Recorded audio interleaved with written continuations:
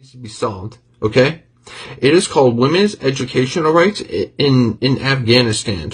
So basically, what it's about is that as it sits right now, women in Afghanistan aren't allowed to get jobs or like get an education or wear brightly colored clothes or even laugh out loud.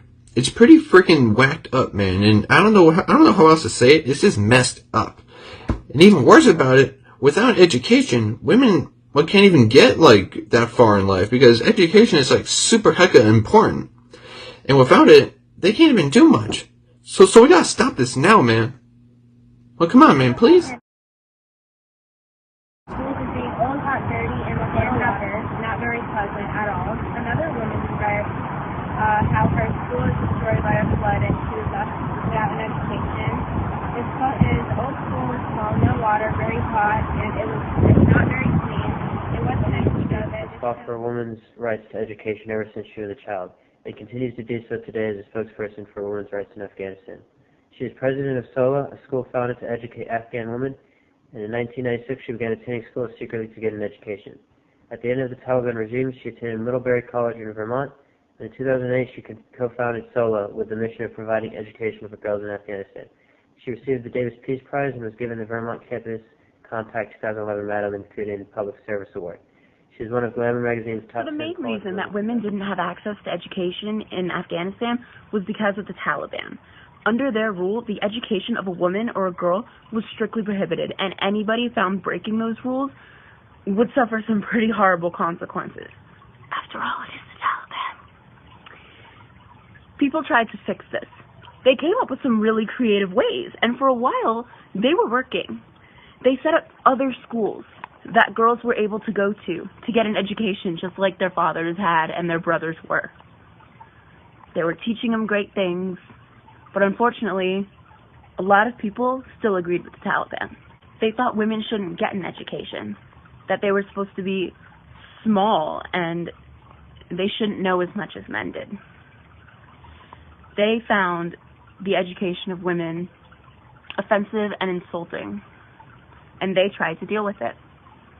While these new schools were amazing, they now became targets. People could set off bombs at the schools, put chemicals in the water to make people sick. It even killed people. The idea of the schools were great. And short term, they could have worked. They did work, actually. For a while, women were getting an education.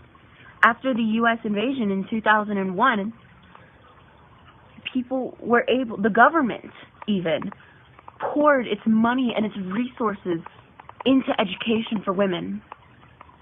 But the people who still agreed with the Taliban made it too hard for those schools to continue.